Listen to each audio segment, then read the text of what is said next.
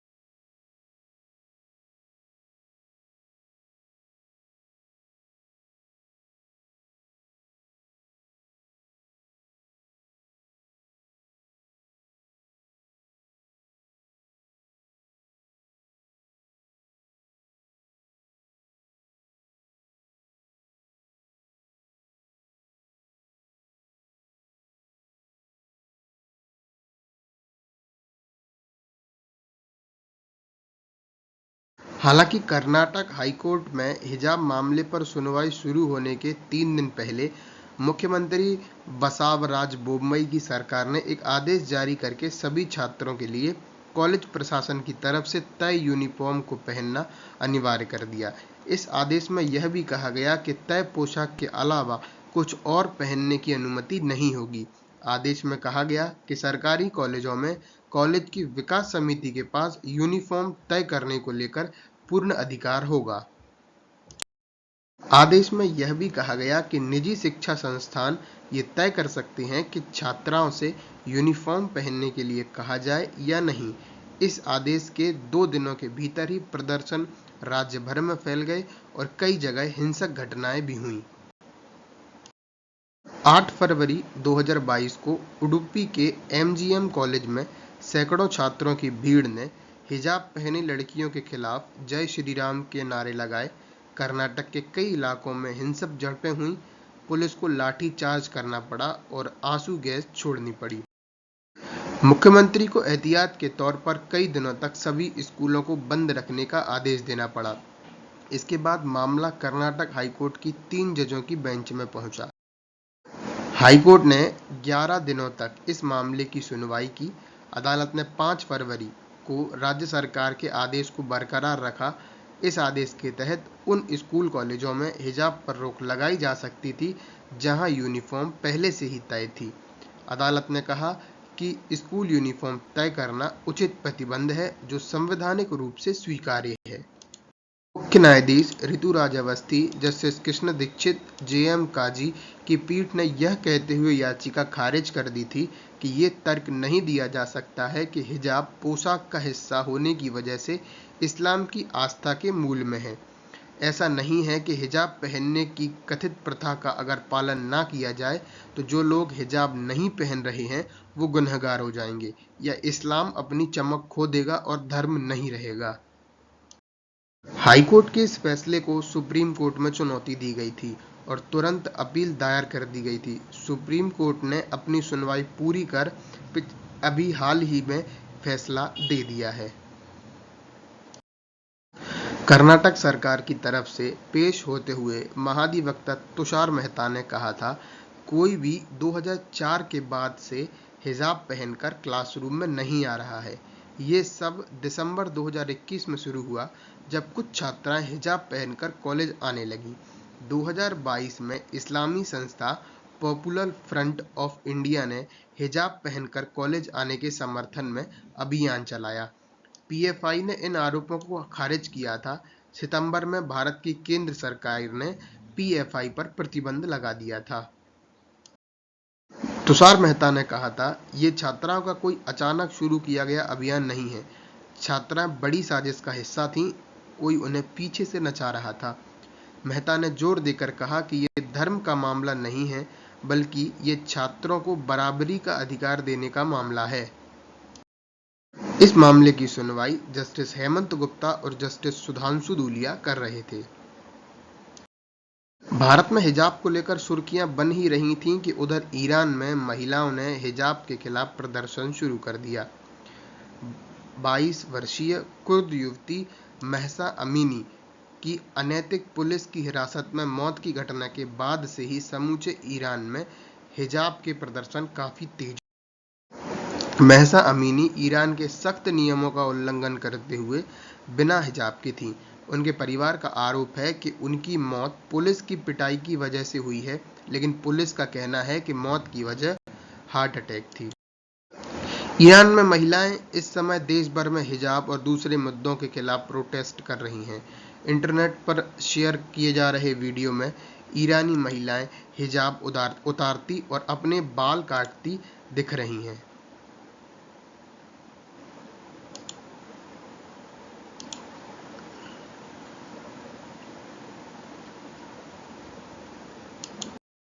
भारत में दक्षिणपंथी और वामपंथी विचारधारा के लोग समान रूप से ईरान की महिलाओं की मांग का समर्थन कर रहे हैं।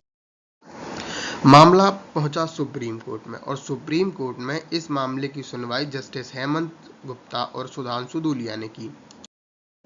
जस्टिस हेमंत गुप्ता और सुधांशु धूलिया ने गुरुवार को इस मामले पर बटा हुआ फैसला दिया था। अंतिम निर्णय पर एकमत न होने के कारण उन्होंने ये case chief justice UU Lalit के पास भेजा, जो अब इस पर सुनवाई के लिए एक बड़ी बेंच का गठन करेंगे। सुप्रीम कोर्ट के इस फैसले का मतलब है जब तक ये अदालत अपना फैसला नहीं सुनाती कर्नाटक हाई कोर्ट का फैसला ही मान्य रहेगा। यानी जब तक सुप्रीम कोर्ट की बड़ी बेंच इस पर निर्णय नहीं करती तब तक स्कूल कॉलेज में हिजाब ना पहनने की यथास्थिति बनी रहेगी। हिजाब मामले पर आए इस विवादित फैसले से सुप्रीम कोर्ट की नई बेंच नए सिरे से इसकी सुनवाई। गुरुवार को अदालत में जस्टिस हेमंत गुप्ता ने कहा था, हमारी राय अलग है, मेरे इस मुद्दे पर ज्ञान है। जस्टिस गुप्ता ने छात्रों की याचिका को खारिज कर दिया और कर्नाटक हाईकोर्ट के फैसले को सही ठहराते हुए ये मामला बड़ी बेंच के गठन के लिए भेज दिया है। लेकिन बेंच के दूसरे जज जस्टिस सुधांशु धूलिया ने कर्नाटक हाईकोर्ट के फैसले को खारिज करते हुए कहा, हिजाब पहनना व्यक्तिगत पसंद का मुद्दा है। मेरे दिमाग में सबसे ज़्यादा ये बात आ रही है कि क्या हम इस तरह के प्रतिबंध लगाकर एक छात्रा के जीवन को बेहतर बना रहे हैं। हिजाब मामले में एक याचिकाकर्ता के वकील निजामुद्दीन पाशा ने बताया कि हमें देखना होगा अब ये मामला कैसे आगे बढ़ेगा। उन्होंने कहा, चीफ जस्टिस अब तय करेंगे और मामले का फैसला करने के लिए एक बड़ी बेंच का गठन करेंगे। हिजाब मामले पर सुप्रीम कोर्ट में सुनवाई का एक नया दौर शुरू होगा। उन्होंने कहा कि संभव है चीफ जस्टिस इस मामले की सुनवाई के लिए 3 या फिर 5 जजों की बेंच गठित करें क्योंकि ये मामला बेहद संजीदा है।